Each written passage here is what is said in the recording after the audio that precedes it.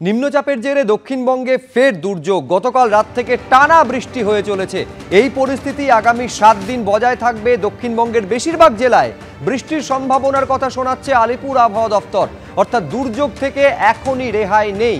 কলকাতায় আরও 7 দিন বৃষ্টি চলবে। 31শে জুলাই পর্যন্ত উত্তর এবং দক্ষিণবঙ্গে ভারী থেকে অতি ভারী বৃষ্টির পূর্বাভাস দিয়েছে আলিপুর আবহাওয়া দপ্তর। আজ বাঁকুড়া, পশ্চিম মেদিনীপুর, ঝাড়গ্রামে বজ্রসহ বৃষ্টিপাতের কথা বলা হয়েছে। আর বজ্রপাতের কথা যখন উঠছে তখন বৃষ্টিপাতের পাশাপাশি উদ্বেগ বাড়িয়েছে এই বজ্রপাতের ঘটনা। গতকাল আপনাদের আমরা দেখিয়েছিলাম যে একদিনে বাজ পড়ে 18 জনের মৃত্যু হয়েছে। 18 জনের প্রাণ চলে গিয়েছে শুধুমাত্র বজ্রপাতে, যার মধ্যে বাঁকুড়ায় 9 জন, পূর্ব বর্ধমানে 5 জন, পশ্চিম মেদিনীপুরে 2 জন, পুরুলিয়া এবং দক্ষিণ দিনাজপুরে 2 জনের মৃত্যু। এখন এর মূল কারণ দূষণ বলে মনে করছেন আবহবিদরা। বর্ষাকালে ধূলিকণা বাড়ে, ঠিক কী কারণে এত বজ্রপাত ঘটনা ঘটছে, বজ্রপাতে এত প্রাণহানির ঘটনা ঘটছে, আমরা কথা বলেছিলাম আবহাওয়া বিশেষজ্ঞ রবীন্দ্র গোয়েঙ্কার সঙ্গে। তিনি কি বলছেন দেখব। গতকাল যে বিষয়টা সবচেয়ে উদ্বেগ বাড়িয়েছে সেটা হচ্ছে বজ্রপাত। এতজনের মৃত্যু কেন হচ্ছে?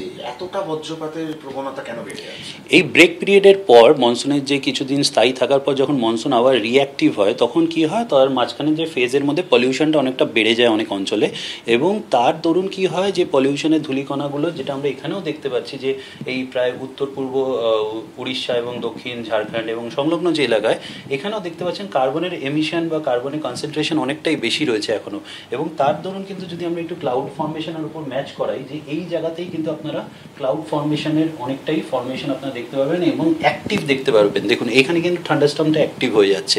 তা এর দরুন কি হচ্ছিল, যখন ওই রিঅ্যাক্টিভ হচ্ছিল আবার মনসুন, তখন এই উঁচু যে বাঁকুড়া, পুরুলিয়া এইসব যে অঞ্চলগুলো, এটার হাইট অনেকটাই কলকাতা থেকে বেশি থাকে, এবং মনসুনের সময় যে হাওয়ার যে গতিপথ থাকে সেটা দক্ষিণ থেকে আপনার পশ্চিমের দিকে থাকে, এবং এই পলিউশনের ধূলিকণাগুলোকে সাথে নিয়ে এবং ন্যাচারাল ফ্যাক্টর মিলিয়ে যেই অঞ্চলে একটু হাইট বেশি থাকবে মনসুনে, সেখানে বজ্রপাতের সম্ভাবনাটাও অনেকটা বেশি বেড়ে যায়।